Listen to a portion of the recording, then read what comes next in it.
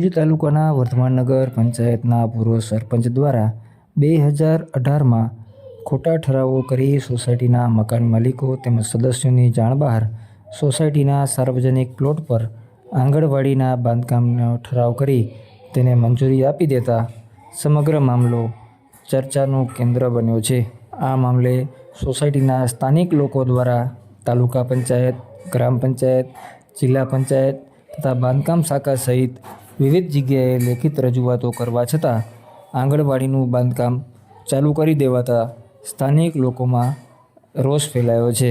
સોસાયટીના સદસ્યોને વિશ્વાસમાં લીધા વિના આ આંગણવાડી ચલાવવા માટે જમીન ફાળવી ત્યાં બાંધકામ શરૂ કરી દેવાતા સોસાયટીના લોકોમાં રોષ ફેલાયો છે। સાર્વજનિક પ્લોટ જે સોસાયટીના સભ્યોના વાર્ષિક કાર્યક્રમો માટે અનામત રાખેલ હોય, આ પ્લોટ પર ગેરકાયદેસર બાંધકામ થઈ રહ્યું છે, જેને તાત્કાલિક અટકાવી સરકારી નાણાંનો વ્યય અટકાવવા માટે આજે સ્થાનિક લોકો દ્વારા કલેક્ટરને આવેદનપત્ર આપવામાં આવ્યું હતું અને યોગ્ય કાર્યવાહી કરવા માટે સ્થાનિક લોકોએ રજૂઆત કરી હતી।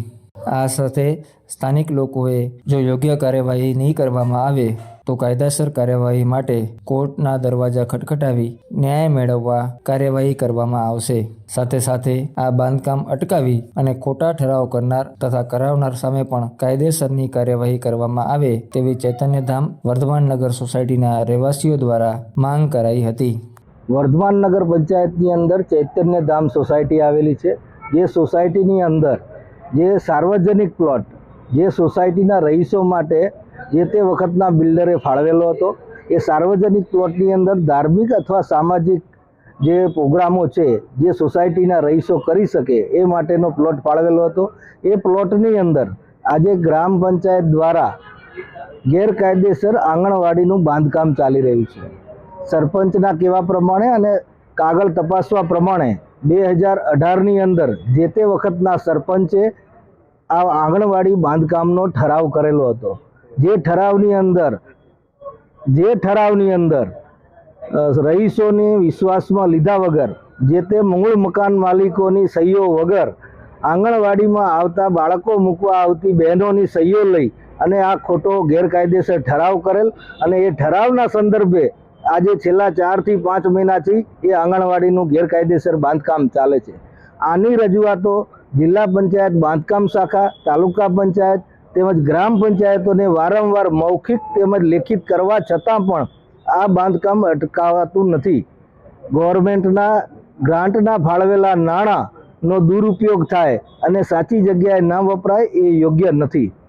સરકાર અને ગ્રામ પંચાયત એ આંગણવાડીનું બાંધકામ કરે છે એ સારું છે, બાળકો માટે પણ સારી વસ્તુ છે, પણ કોઈના હકો છીનવી અને આ બાંધકામ કરવું એ અયોગ્ય છે।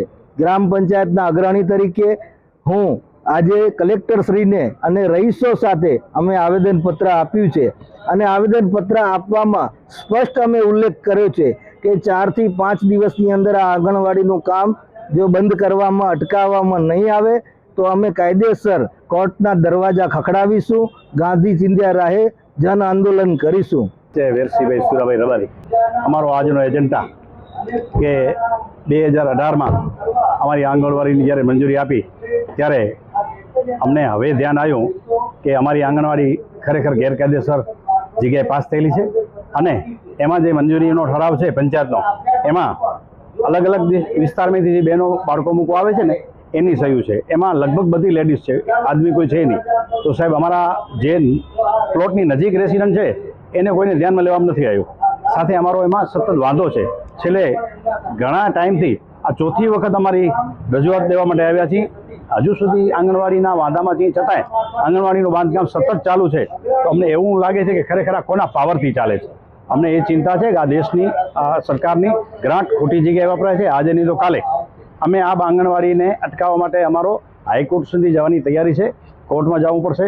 આજે કલેક્ટર સાહેબને મળ્યા છીએ, એનો અમારો હેતુ એ છે કે ખરેખર આ બાંધકામ ખોટી જગ્યા થાય છે, ન થવું જોઈએ। ખોટી જગ્યા પૈસા બગડે છે, અમે ચાલુ કરો આજે નહીં દઈએ ને કાલે નહીં દઈએ, માટે મહેરબાની સાથે આજની તારીખમાં બંધ થાય એ અમારો હેતુ છે।